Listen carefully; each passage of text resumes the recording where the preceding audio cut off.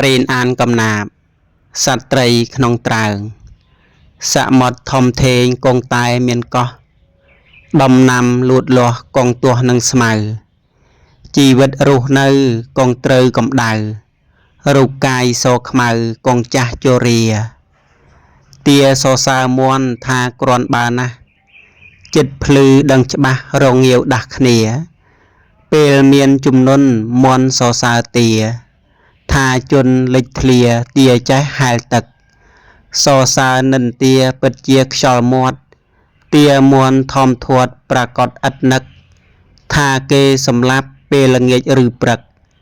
សម្បូរបាយទឹកឥតនឹកភ័យអ្វីមន់ទាពិតជាសប្បាយឥតគិតឯមនុស្សយើងពិតអន់ជាងសត្វត្រីគេប្រោះក្នុងត្រើងដំឡើងស្រកីគេបោះនុយអ្វីក៏ហក់ត្របាក់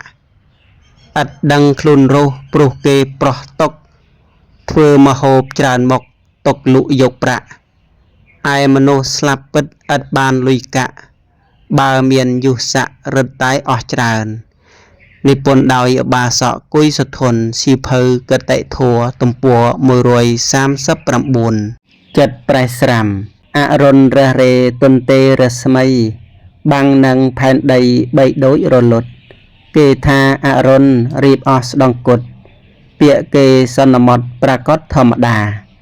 ដំណឹងខឹងស្អប់គប់ចិត្តឥតថ្វីទោះគេមិនស្ដីមានអ្វីបញ្ហាកុំឲ្យតែយើងដោយពាក្យគេថាគេពួលយ៉ាងណាគឺរឿងលោកីទោះបីយើងនឹងឥតដឹងអ្វីសោះតែរឿងទាំងអស់នោះមិនមែនថ្មីគឺសំណល់ផលសល់ពីអវិជ័យដែលយើងធ្វើអ្វីអប្រិយមុនហើយ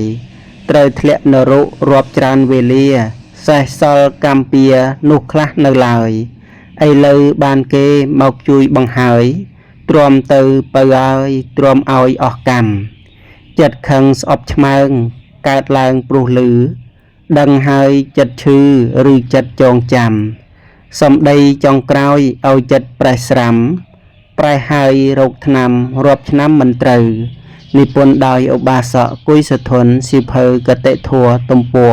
139ដកស្រង់ចេញពីសៀវភៅប្រជុំកំណាព្យ